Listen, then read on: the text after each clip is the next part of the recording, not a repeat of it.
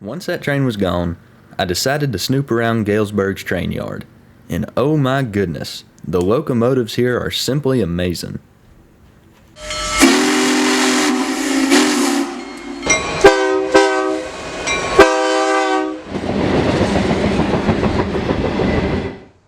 Today is the first of many Railfan trips in Illinois. Right now, we're in the town of Galesburg. This place has a huge BNSF yard and an Amtrak depot that sees about 8 trains a day. It looks like the signals are set for a southbound on track 1. This place is so busy that the signals never really turn off. Our first train of the day is a grainer, going about 15 miles an hour. When trains are approaching rail yards, they usually have to slow way down because there's personnel everywhere, and the train may have to take several switches that can't handle high speeds. Some rail yards do have the main line run right beside the main switching area, which enables the train to pass at track speed, but not this one.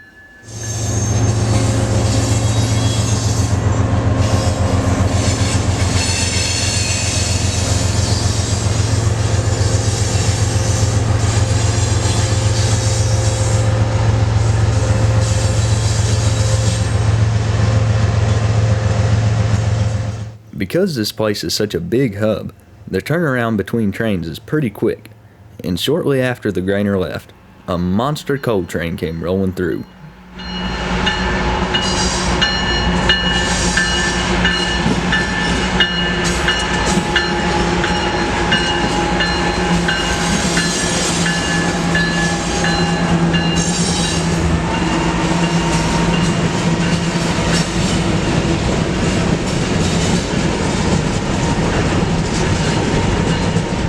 The reason I call this coal drag a monster is because it had mid-DPUs with another cut of coal cars behind them. This is essentially 2 trains in one and is probably 2 or more miles long.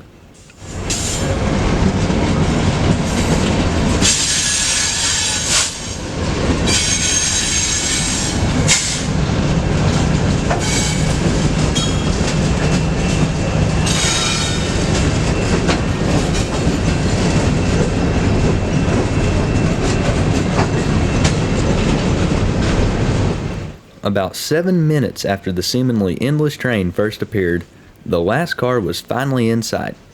I wouldn't be surprised if this is the longest train ever featured on this channel.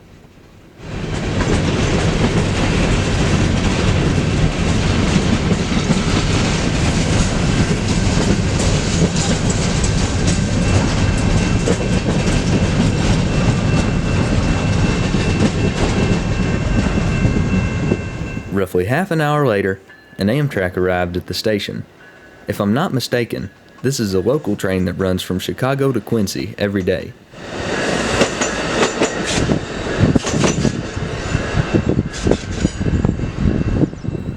Once it was gone, a couple switcher engines working the yard made an appearance. The second locomotive was a bizarre remote control switcher. It has no prime mover, but has dynamic brakes and a cab. These engines are really in a league all their own. The closest thing I could compare it to is a slug that's been fitted with a cab. It also has 6 axles, while a traditional switcher engine only has 4. This is by far one of the strangest locomotives I've ever seen.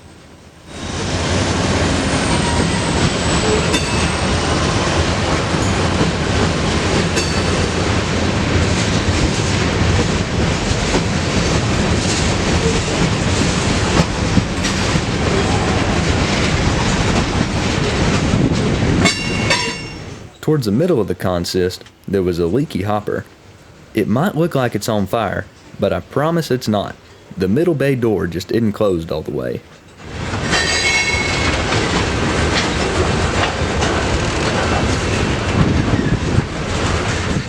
Eventually, the train came to a stop.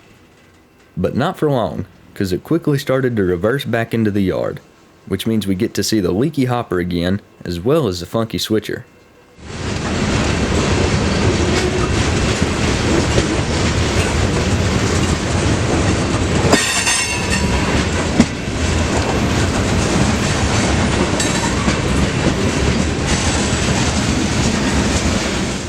As the 2 yard engines came back, they kicked up all the stuff the hopper had spilled everywhere. A couple more things that were weird about the switcher engine is that it has a 2-digit number and says BN on the side instead of BNSF. I guess this is the same as when BNSF classifies some engines as Great Northern in order to avoid confusion. So technically, this is Burlington Northern number 54, not BNSF, but it's still owned by BNSF. Confused yet?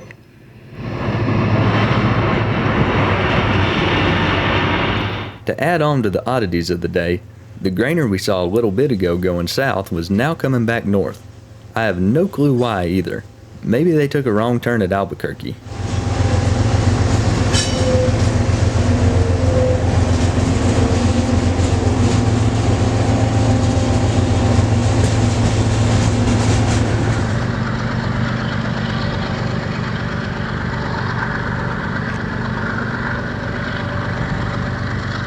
Once that train was gone, I decided to snoop around Galesburg's train yard.